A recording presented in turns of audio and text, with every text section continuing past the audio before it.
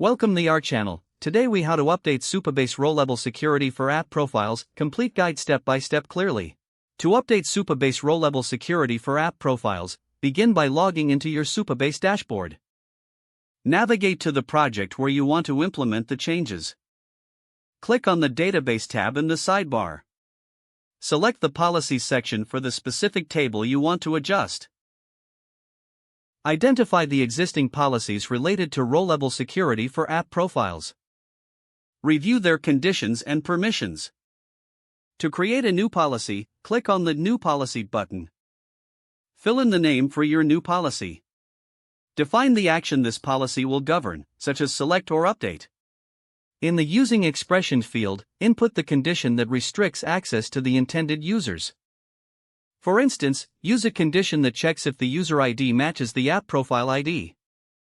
Make sure to thoroughly test this expression to confirm its accuracy. Set the appropriate role access in the For Role dropdown. Choose whether this policy applies to all users or specific roles. Once all fields are filled out, click Save Policy to apply your changes.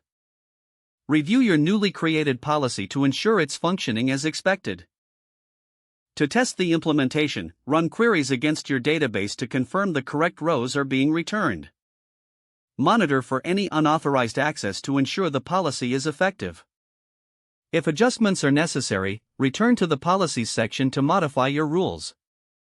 Continue to refine your policies as your application and user needs evolve. Stay informed about updates in Supabase documentation for any new features or best practices regarding row-level security. If the page does not load, refresh the browser or try again in a private or incognito window. Make sure you are using the correct email address, then retype it carefully to avoid small typos.